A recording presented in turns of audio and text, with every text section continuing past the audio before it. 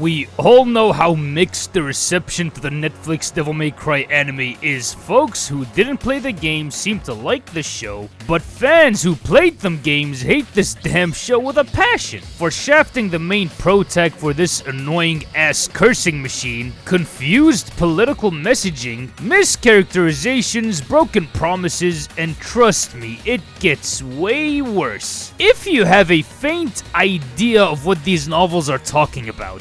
But today, I'm not here to talk about that. No, I'm here to tell you the sad misfortune of the fact that we're most likely getting 3 more seasons of this shit after season 2 drops tomorrow. Or today, whenever you're watching this. It has something to do with the fact that Netflix funds the show and Capcom allowing it to happen in the first place, regardless of whether you like it or not. It also doesn't matter if you've seen it or skipped it, starting with... First thing is first, Netflix is putting bank on this thing. It's financed by them, it's hosted on their platform. I'm guessing Netflix ordered 40 episodes of this show, amounting to 5 seasons with an episode count of 8 per each season, meaning that season 3, 4, and 5 have already been written, voiced, animated, approved for yearly release, along with trailers, posters to go. Now, I do know for a fact there's a chance it might get cancelled after season 2.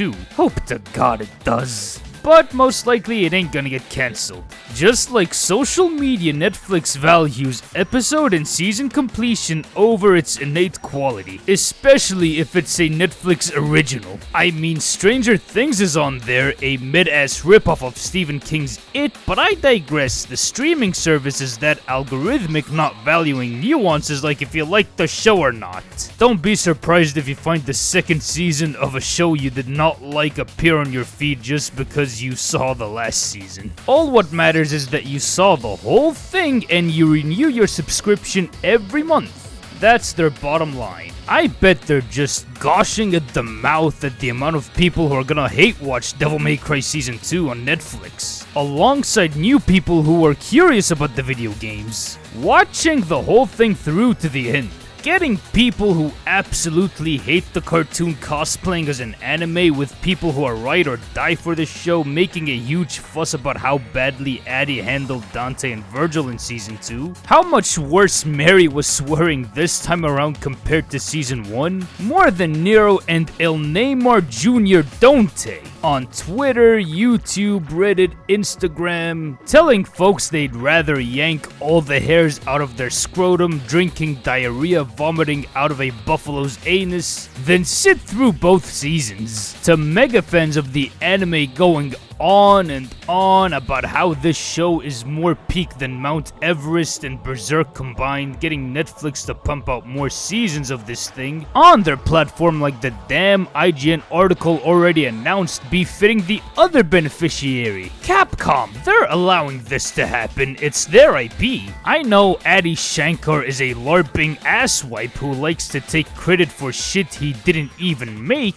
killing off a poo, making a bad version of The Boys that makes the worst episodes of season 4 and 5 look like it's peak cinema compared to this trash. Having a god-awful Flash test screen under his belt. Dude, I saw better costumes and corno parodies than in this cancer bait material.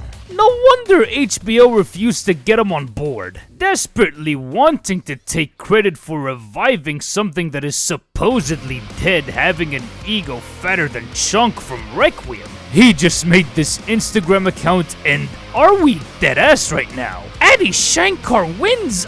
What the hell is this? Who thought it would be a great idea to hand over the greatest action game series of all time to a wankar? Yet people forget Devil May Cry is a Capcom IP. They hand them over to any schmuck who has any sort of ties to Hollywood or any widespread silver screen network. Remember the mid-ass Resident Evil movies from the early 2000s to mid-2010s made by Paul W.S. Anderson? Shafting Chris, Claire Redfield, Jill Valentine, Leon S. Kennedy for the OC played by his wife, while snapping away all the spooks, blood and gore that made Resident Evil.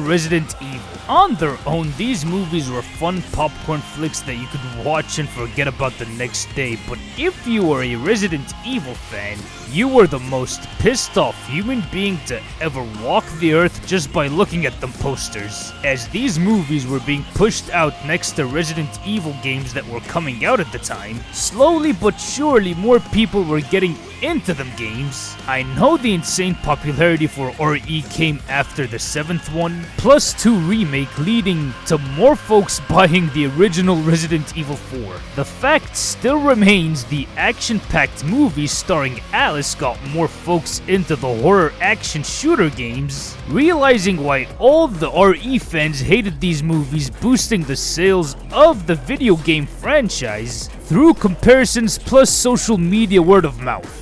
Alone, I mean, Mila Jovovich's movies are a part of the reason why Capcom is looked at as the Biohazard factory. Would you look at that? The same exact thing is happening to Devil May Cry at the minute. Last year alone, the Devil May Cry series has climbed to heights that it never has even heard of before in its 23-year run, before Season 1 dropped on Netflix. Keep in mind the last game was in 2019. 6 years before Shankar's Devil May Cry dropped on Netflix, bringing more people into the Devil May Cry games either out of sheer curiosity or a friend who played the games telling them how much better they are than the 8-episode show they just binged. Not forgetting the amount of YouTubers bashing it on the site, telling everybody to play the Capcom games. Same thing applies to every known social media site on the internet with memes on top. What does this mean for Capcom? Well, most likely if they put out any remake, Sparta prequel, or a fabled Devil May Cry 6, they're gonna lump it in this rage-bait marketing hodgepodge, making sure it gets bought in the millions in just a couple of days because a Netflix cartoon with mixed reactions is getting everybody and their bloodline talking about Devil May Cry again. Like what happened with Resident Evil before.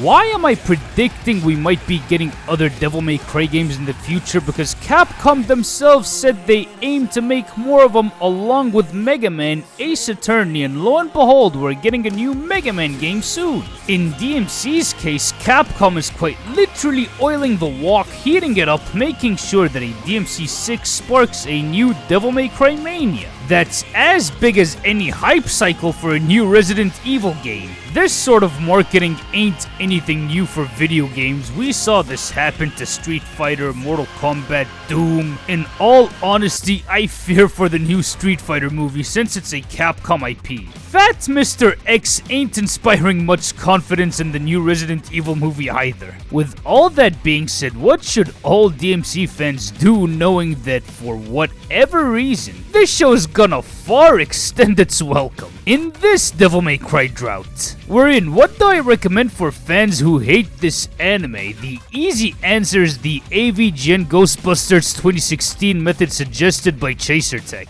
It's easy. All what you have to do is ignore the other seasons coming out, don't watch the show, don't talk about it, replay them video games, learn how to do better combos, try speedrunning them, and if you want more DMC story stuff, for the love of God, read the novels and mangas. You got a Devil May Cry 3 prequel, Dante's Tony Redgrave Days, a fun-ass multiversal romp, Devil May Cry 4's complete story, a DMC 5 prequel, and why in God's name didn't this become DMC 5's DLC? Until Capcom hopefully announces a new Devil May Cry thing at Summer Game Fest. I hope.